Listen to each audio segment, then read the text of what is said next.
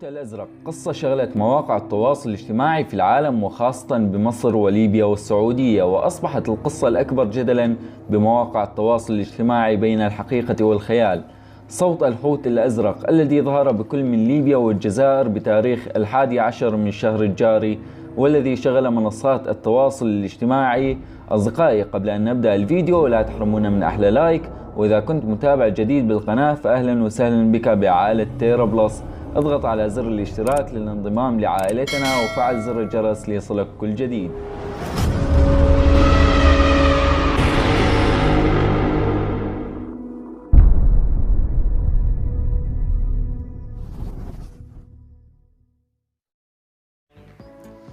صوت الحوت الازرق امبارح في ليبيا والجزائر، واليوم بالضبعه 19/12. تاريخ اليوم 19/12 فندق زويتينا، شاطئ بحر زويتينا.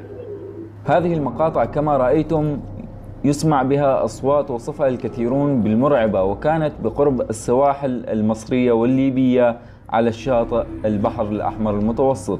ملتقطي هذه المقاطع صرحوا بأن هذه الأصوات هي أصوات صادرة عن حيتان من نوع الحوت الأزرق، وهذه الظاهرة تفسر بتوهان الحيتان خلال هجرتها من المحيطات للبحار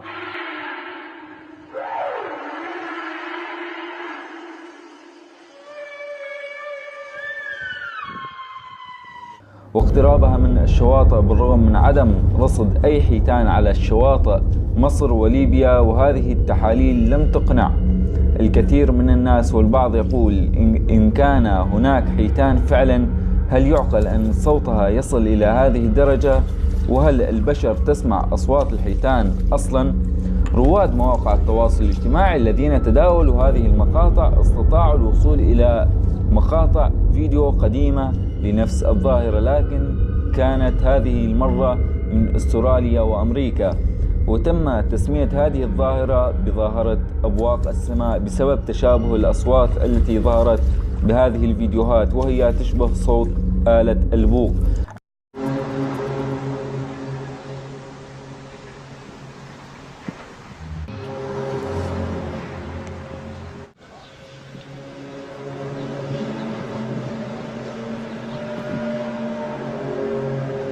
علميا استطاع العلماء معرفة مصدر الصوت، لكن ليس 100%، وقالوا أنها ليست حيتان. برأيي أن هذه الأصوات تم تركيبها على مقاطع فيديو بطريقة احترافية، لأنه لا يوجد لها أي أساس علمي ومنطقي.